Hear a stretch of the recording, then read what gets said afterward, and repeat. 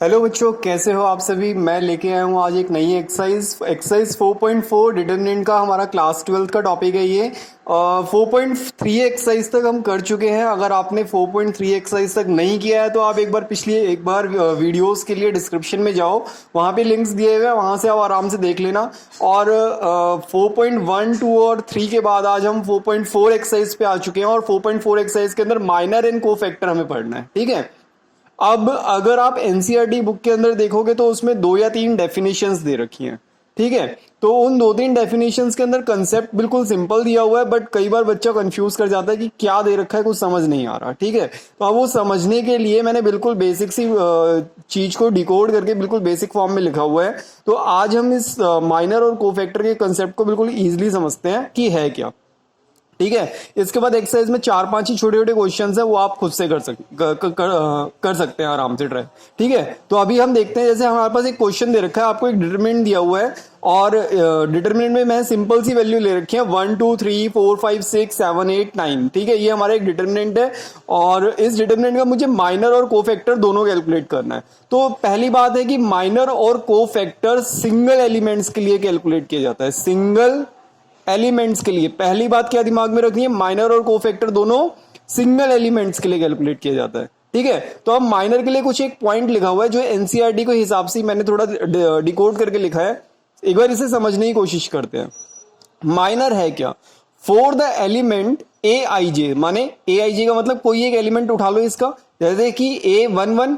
तो A11 मतलब first element हो गया, फर्स्ट रॉ और फर्स्ट कॉलम का फर्स्ट एलिमेंट। तो फॉर द एलिमेंट ए आई जे इसी की रॉ और इसी की कॉलम को डिलीट कर देते हैं। Delete its I row and J column, delete its I row and J column. फिर then write the remaining elements. अब रिमेनिंग एलिमेंट्स कौन से बचे, ये वाले। तो अगर मुझे A11 का माइनर निकालना है तो एनसीईआरटी की बुक के अंदर माइनर को एम से डिनोट किया गया है। तो अब मुझे A11 एलिमेंट यानी कि फर्स्ट कॉलम और फर्स्ट रॉ और फर्स्ट कॉलम का माइनर कैलकुलेट करना है। तो मैंने क्या किया, इसका रॉ और कॉलम डिलीट कर दिया।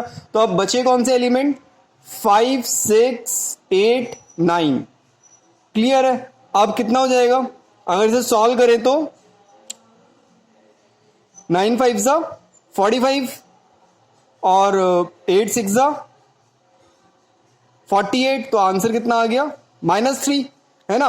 अब ये तो था A11 एलिमेंट। अगर मैं A12 के लिए निकालता हूं माइनर, तो A12 के लिए माइनर क्या हो जाएगा, A12 के लिए क्या हो जाएगा एक बार देख लेते हैं।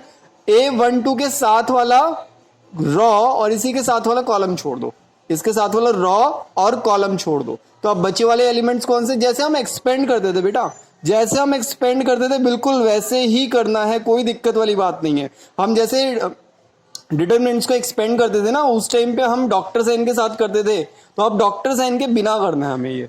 ठीक है। तो उस हिसाब से हमारा माइनर कैलकुलेट हो जाएगा। तो कितना हो जाएगा, 9 चौक 36 7 6 42। तो ये कितना हो जाएगा माइनस होके, बता दो एक बार जरा आप भी। तो कितना बचा, 6 बचा और माइनस का 6 बचा। ठीक है।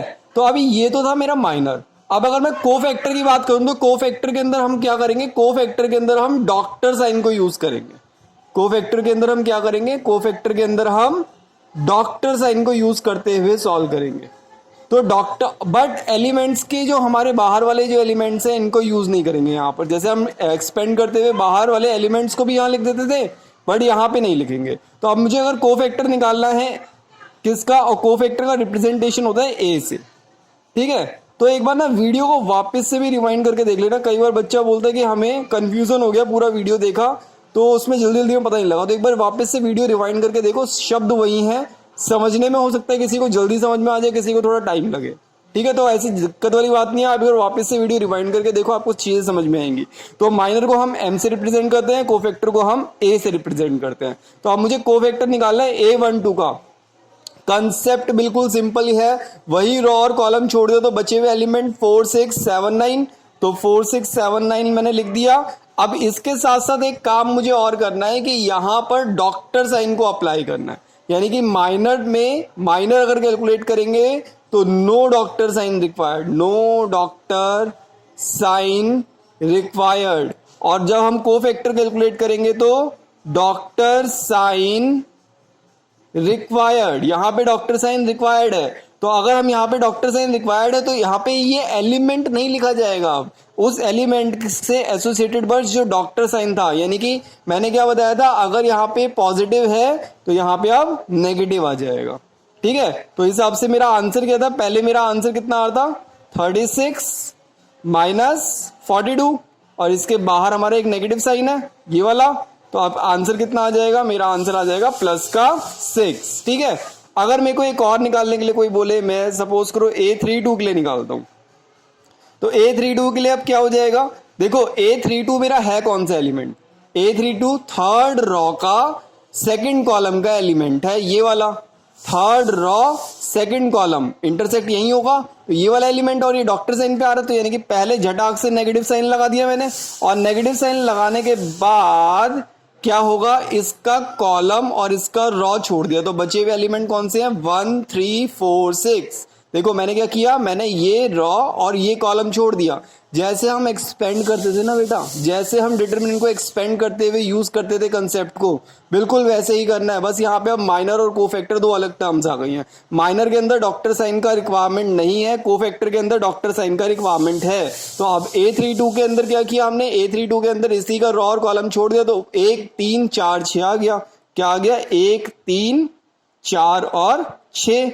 तो अब इसे सॉल्व कर लेंगे तो बस नेगेटिव साइन आगे आ जाएगा, तो कितना हो जाएगा, ये तो हो जाएगा माइनस का साइन बाहर है 6 और 4 3 जा 12, तो ये कितना आ जाएगा प्लस का 6। ठीक है, तो इस तरीके से हमारा माइनर और कोफैक्टर आराम से हो जाएगा। एनसीईआरटी की बुक में इसमें बहुत इजी क्वेश्चन दे रखे हैं, एक बार आप जाओ और सॉल्व करो।